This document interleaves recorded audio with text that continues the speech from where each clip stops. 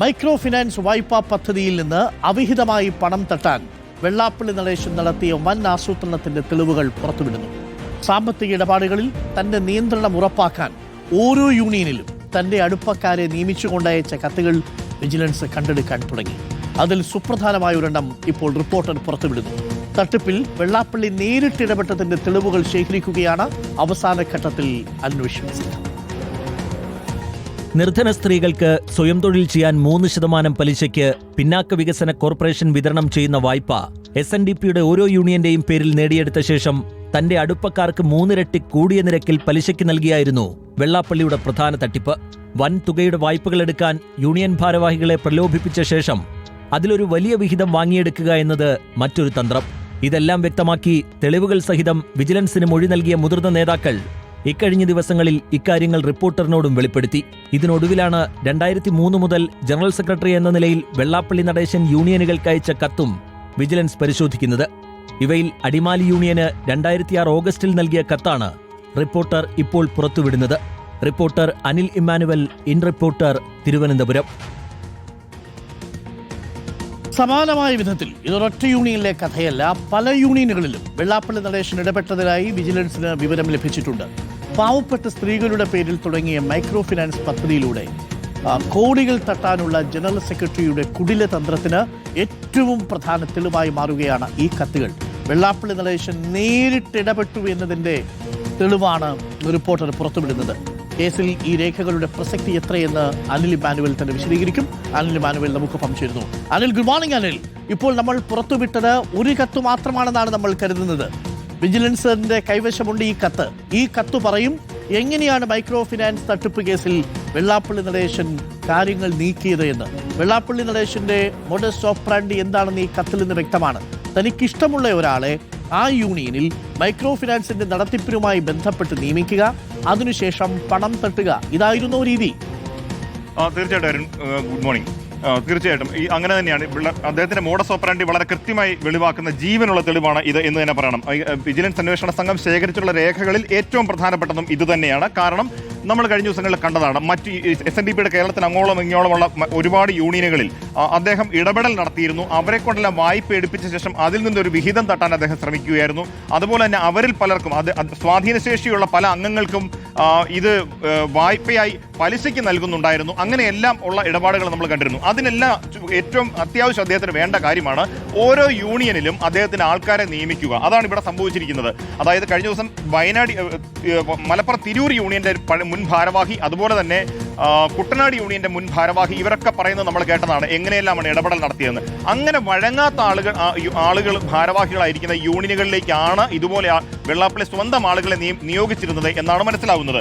അതിൽ ഈ നമ്മളിപ്പോൾ പുറത്തുവിടുന്ന ഈ കത്തെന്ന് പറഞ്ഞ് 2006 ഓഗസ്റ്റ് 1 അയക്കുന്ന കത്താണ്. ഇതിൽ പറയുന്നത് ഈ മൈക്രോ ഫിനാൻസ് വായ്പാ ഇടപാടുകളുടെ കാര്യത്തിന് വേണ്ടി എന്ന് പറഞ്ഞ ആയതിന്റെ ഭാഗമായി താങ്കളുടെ യൂണിയനിൽ മൈക്രോ ഫിനാൻസ് സംബന്ധിച്ച പണമിടപാടുകൾ കൈകാര്യം ചെയ്യുന്നതിന് പ്രത്യേകം ആളെ നിയമിക്കണം എന്ന് ബോധ്യപ്പെട്ടുള്ള സാഹചര്യത്തിൽ താങ്കളുടെ യൂണിയനിൽ ശ്രീ അജി കരിക്കാന്തറവിളി കണിച്ചുകുളങ്ങര എന്നയാളെ നിയമിച്ചിരിക്കുന്നു. ആൾക്ക് വേണ്ട എല്ലാ സഹായങ്ങളും ചെയ്തു കൊടുക്കുവാൻ താല്പര്യപ്പെടുന്നു എന്നാണ് പറയുന്നത്. ഈ കണിച്ചുകുളങ്ങരയിലെ അജി എന്ന് പറയുന്നയാൾ വെള്ളാപ്പള്ളി നടേശന് ഏറ്റവും വേണ്ടപ്പെട്ടയാളായിരുന്നു എന്നുള്ള കാര്യം വളരെ വ്യക്തമാണ്. ഇതുപോലെ ഒന്നിലേറെ ആളുകളെ ഇങ്ങനെ കേരളത്തിലെ ഒരുപാട് യൂണിയനുകളിൽ ഇദ്ദേഹം നിയോഗിക്കുകയായിരുന്നു. ഇത് വിജിലൻസ് ഇതുപോലെയുള്ള കത്തുകൾ മറ്റു സ്ഥലങ്ങളിൽ നിന്ന് വിജിലൻസ് ശേഖരിക്കുന്നുണ്ട്. മറ്റു കത്തുകൾ കിട്ടിയിട്ടുണ്ട് എന്നാണ് നമ്മൾ മനസ്സിലാക്കുന്നത്. ഏതായാലും അതിലൊരു പ്രധാനപ്പെട്ട ഈ വരുന്ന ഒരാഴ്ചക്കുള്ളിൽ കുറ്റപത്രം കൊടുക്കാനിരിക്കുകയാണ് അന്വേഷണ സംഘം. ആ കുറ്റപത്രങ്ങളിൽ എല്ലാത്തിലും വെള്ളാപ്പള്ളി നടേശൻ പ്രതിയാകുമെന്ന് ഉറപ്പാണ്. അതുപോലെ തന്നെ അതാത് യൂണിയനുകളിലെ ചില ഭാരവാഹികളും പ്രതികളായി വരും. അവിടെയെല്ലാം ഏറ്റവും പ്രധാനപ്പെട്ട ഒരു തെളിവായി, പ്രത്യേകിച്ച് ഇത് അടിമാലി യൂണിയൻ എഴുതിയ കത്താണ്, ഈ അടിമാലി യൂണിയനിലെ ഭാരവാഹികളടക്കം ഇതിൽ പ്രതികളായി വരും. അപ്പോൾ അതിനെല്ലാം വേണ്ട ഏറ്റവും പ്രധാനപ്പെട്ട ഇവരെ തമ്മിൽ കോർത്തിണക്കുന്ന ഒരു ലിങ്കാണ് ഈ കത്ത് എന്ന് തന്നെ പറയാം. ഇതിൽ പേര് പറഞ്ഞ അജി കരിക്കാന്തറവിളി എന്ന് പറയുന്ന വെള്ളാപ്പള്ളി നടേശന്റെ ആളടക്കം ഇതുപോലെയുള്ള ചില ആളുകൾ അദ്ദേഹത്തിന് ഈ കാര്യത്തിന് വേണ്ടി തന്നെ സ്ഥിരമായി ഉണ്ടായിരുന്നു. അവരടക്കമുള്ളവർ ഈ കുറ്റപത്രങ്ങളിൽ പ്രതിസ്ഥാനത്തേക്ക് വരികയാണ് എന്നുള്ളതാണ് വരുന്ന ദിവസങ്ങൾ നമ്മൾ കാണാനിരിക്കുന്നത്. ഈ അനിൽ ഇമ്മാനുവൽ, ഇത് എത്രയോ ശക്തമായൊരു തെളിവാണ്. ഈ തെളിവ് 2006 തന്നെ ഉണ്ടായിരുന്നതാണ്. ഈ കേസ് രജിസ്റ്റർ ചെയ്യുന്ന വേളയിലും VSC വിഷയം ഉന്നയിക്കുന്ന സമയത്തുമെല്ലാം ഈ കത്തടക്കം നിരവധി തെളിവുകൾ ഉണ്ടായിരുന്നിട്ടും അതിനു മേലിലാണ് അന്വേഷണ സംഘം അടയിരുന്നത്.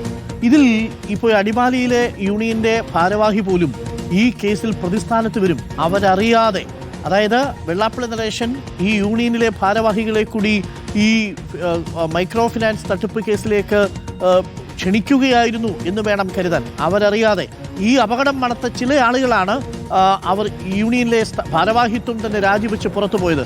അതല്ലെങ്കിൽ ഈ കേസിൽ അവരും പെടുമായിരുന്നു. ഈ കത്തിൽ തന്നെ വ്യക്തമായി പറയുന്നു, ബോധ്യപ്പെട്ടതിന്റെ അടിസ്ഥാനത്തിൽ ഒരാളെ നിയമിക്കുന്നുവെന്നാണ്. എന്ന് വെച്ചാൽ ആർക്ക് ബോധ്യപ്പെട്ടു? വെള്ളാപ്പള്ളിക്ക് ബോധ്യപ്പെട്ടു എന്നതിന്റെ അടിസ്ഥാനത്തിൽ. അതായത് യൂണിയനിലെ ഭാരവാഹികൾ ഏറെക്കുറെ നിരപരാധികളാണെന്ന് പറയേണ്ടി വരും. അവർ ഈ സമ്മർദ്ദത്തിന് വഴങ്ങുകയായിരുന്നു എന്നല്ലേ മനസ്സിലാക്കേണ്ടത്? അതെ അതെ, അങ്ങനെ തന്നെയാണ് അരുൺ. കാരണം ഇങ്ങനൊരു കത്ത് പുറത്തു വന്നില്ലായിരുന്നെങ്കിൽ അവർക്ക് യാതൊരു പഴുതുമില്ലാത്തപ്പോൾ അവർ പെട്ടുപോകുമായിരുന്നു, അവർ ബലിയാടുകളാകുമായിരുന്നു എന്ന് പറയേണ്ടി വരും. അപ്പോൾ ഈ കത്ത് വരുമ്പോൾ തന്നെ ഇതിലെ ഇടപെടൽ എത്രയായിരുന്നു, സമ്മർദ്ദം എത്രയായിരുന്നു എന്നുള്ള കാര്യം വ്യക്തമാവുന്നുണ്ട്. വെള്ളാപ്പള്ളി നടേശനെ പോലെ സർവാധികാരിക്കാരനായി ഒരാൾ SNDP യൂണിയന്റെ തലപ്പത്ത് വാഴുമ്പോൾ ഇങ്ങനൊരു കത്ത് അല്ലെങ്കിൽ കത്തിന്റെ പോലും ആവശ്യം വരില്ല. പിന്നീട് കത്തുകൂടെ വന്നു കഴിഞ്ഞാൽ പിന്നെ ആർക്ക് നിഷേധിക്കാൻ കഴിയും എന്നുള്ളതാണ് പ്രധാനപ്പെട്ട കാര്യം. അതിൽ വളരെ ഉറച്ച നിലപാടുണ്ടായിരുന്ന ആളുകൾ മാത്രമാണ് രാജിവെച്ച് മാറി നിൽക്കാൻ ഇടയായത്. അവരാണ് ഇപ്പോൾ കാര്യങ്ങൾ ചിലതെല്ലാം നമ്മോട് തുറന്നു പറയുകയും ചെയ്തിരിക്കുന്നത്. അരുൺ പറഞ്ഞതുപോലെ തന്നെ ഈ കത്തടക്കമുള്ള തെളിവുകൾ കയ്യിലുണ്ടായിട്ടും അല്ലെങ്കിൽ അന്വേഷണ സംഘത്തിന്റെ പക്കലുണ്ടായിരുന്നില്ലെങ്കിൽ പോലും ഇതിനെക്കുറിച്ചെല്ലാം വിവരം ഉണ്ടായിരുന്നിട്ടും കഴിഞ്ഞ ഇത്രയും കാലങ്ങളായി ഇത് പൂഴ്ത്തി വെച്ചിരിക്കുകയായിരുന്നു. ഇതൊന്നും ഒന്ന് കണ്ടെടുക്കാൻ പോലും മുൻകാലങ്ങളിലെ അന്വേഷണ സംഘങ്ങൾ തയ്യാറായിട്ടില്ല എന്നുള്ളത് വളരെ വ്യക്തമാണ്. ആകെ ഇതിനുവേണ്ടി ഏറ്റവും അവസാനം ചെറുവിരൽ അനക്കുന്നത് ഇപ്പോൾ അന്വേഷണ സംഘത്തിന് നേതൃത്വം നൽകുന്ന S. ശശിധരൻ എന്ന ഉദ്യോഗസ്ഥൻ SP ആയി ഇതിന്റെ തലപ്പത്ത് വന്ന ശേഷമാണ്. നമുക്കറിയാം കഴിഞ്ഞ സർക്കാരിന്റെ കാലത്ത് അദ്ദേഹത്തെ പോലും ഇതിൽ നിന്ന് മാറ്റാനായി, ഈ അന്വേഷണത്തിന്റെ ചുമതല മാറ്റാനായി സർക്കാർ ഇടപെട്ടിരുന്നു. മാറ്റിക്കൊണ്ട് ഉത്തരവും പുറപ്പെടുവിച്ചിരുന്നു. പിന്നീട് ഹൈക്കോടതി വളരെ കർശനമായി ഇടപെട്ടാണ് അദ്ദേഹത്തെ ആ സ്ഥാനത്ത് തിരിച്ചു വെക്കുന്നത്. അതുകൊണ്ട് മാത്രമാണ് ഇപ്പോഴെങ്കിലും ഈ അന്വേഷണം ഒരു അവസാന ഘട്ടത്തിലേക്ക് എത്തുന്നത്, ഉടൻ കുറ്റപത്രം സമർപ്പിക്കുന്ന അവസ്ഥയിലേക്ക് എത്തുന്നത് എന്നുകൂടി പറയണം Arun. Okay, thank you. Anil ഇമ്മാനുവലാണ് കാര്യങ്ങൾ വിശദീകരിച്ചത്. ഇതായിരുന്നു വെള്ളാപ്പള്ളിയുടെ രീതി. എന്നിട്ടും അന്വേഷണ സംഘം ഈ ശക്തമായി സംസാരിക്കുന്ന തെളിവുകൾക്ക് മുന്നിലും അടയിരുന്നു എന്നതാണ് ഏറ്റവും പ്രധാനപ്പെട്ടതും നമ്മളെ അത്ഭുതപ്പെടുത്തുന്നതും. ഇപ്പോൾ വീണ്ടും അന്വേഷണത്തിന് ജീവൻ വയ്ക്കുന്നു. വിജിലൻസ് തെളിവുകൾ ശേഖരിച്ചു തുടങ്ങുന്നു. പ്രിയപ്പെട്ടവരെ, ഇതെല്ലാം പുറത്തു വരുമോ എന്നുള്ളതാണ് ഇനി നമ്മൾ കാത്തിരുന്ന് കാണേണ്ടത്.